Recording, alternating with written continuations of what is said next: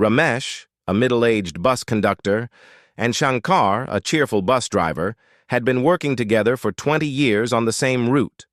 Their lives had become routine and predictable. Ramesh could recognize every passenger by face and name. He knew when they would get on, where they would sit, and when they would get off. Life was comfortable. It was simple. Everything was in its place. One day, however, a change arrived in the form of a passenger. A tall, muscular Pathan, around 6'6", with a broad build, stepped onto the bus. His presence was intimidating, and the moment he boarded, every eye on the bus turned to him. His white kurta pajama and brown turban gave him an air of authority, and the atmosphere on the bus shifted. Everyone could sense that something had changed. Ramesh, who was always calm and composed, felt his nerves twitch. He had seen all kinds of passengers over the years, but this man was different. As the bus rolled along its route, Ramesh, trying to maintain his usual routine, approached the Pathan with his ticket book. "Ticket, please," he asked, though his voice trembled slightly. The Pathan, in a deep, firm voice, replied, "Pathan doesn't buy a ticket." Ramesh, taken aback and a bit embarrassed, stepped back. The other passengers looked on curiously, but didn't intervene. The moment had passed, and the bus continued its journey. Over the next few days, the same scene played out. The Pathan would board, and Ramesh would timidly ask him for a ticket, only to receive the same response. "Pathan doesn't buy a ticket." As time went by, Ramesh started to feel a shift in his confidence. He realized that he was no longer commanding the respect he once had. He felt humiliated, as if his authority as the bus conductor was being questioned. The fact that the Pathan refused to buy a ticket made him feel small and weak. Ramesh began to lose his confidence, especially when he saw how the passengers seemed to watch him with curiosity, as if they were silently judging his inability to control the situation. One day, overwhelmed with frustration, Ramesh confided in his old friend Shankar. "I can't take it anymore," Ramesh said, his voice filled with frustration. "I'm taking 3 months off. I need to work on myself. Something's wrong inside, and I need to fix it." Shankar, concerned but supportive, nodded. "Do what you need to do, my friend," he said, though he didn't fully understand the depth of Ramesh's turmoil. Ramesh spent the next 3 months transforming himself. He joined a gym to get in better shape, signed up for self-defense and martial arts classes, and even attended personality development workshops. He worked hard, pushing himself each day, not just physically but mentally. Every step was difficult, but Ramesh was determined to change.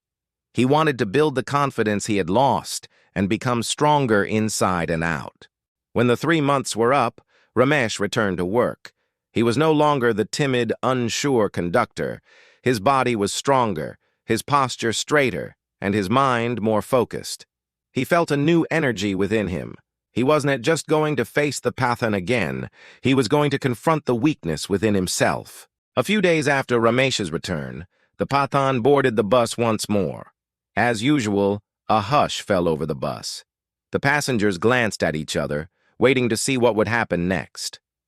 Ramesh, standing tall and confident now, walked over to the Pathan without hesitation.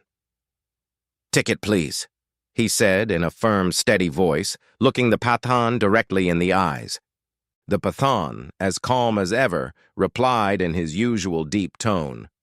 "Pathan doesn't buy a ticket." But this time Ramesh wasn't backing down. He crossed his arms and asked, "Why doesn't the Pathan buy a ticket? Everyone else does."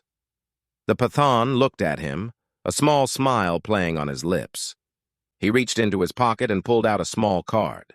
Handing it to Ramesh, he said, "Because I have an all-India government bus pass. That's why Pathan doesn't buy a ticket." The bus fell silent for a moment. Ramesh just stared at the card in his hand, confused. Then it hit him. The tension he had built up in his mind, the anger and frustration, the feeling of being disrespected, it all seemed so insignificant now. The Pathan wasn't trying to undermine him. He was simply following the rules in his way. As Ramesh stood there holding the All India government bus pass in his hand, everything became clear. The tension he had felt over the past days, the frustration, and the feeling of inadequacy, none of it had been necessary. The story of Ramesh and the Pathan teaches us an important lesson. We often let small problems grow into massive ones in our minds, much bigger than they really are. Just like Ramesh, we sometimes imagine that challenges are insurmountable, even when they are easily solvable with a calm, clear mind. In truth, strength doesn't come from physical power alone. It comes from mental clarity and self-belief. When we face situations head-on without letting fear or insecurity cloud our judgment, we realize that many of the obstacles we worry about are not as difficult as they seem. So remember, never think you are weak. The true measure of strength is in how we approach challenges with confidence, humility, and calm. And always remember, the problems in our minds are often much bigger than the ones in reality.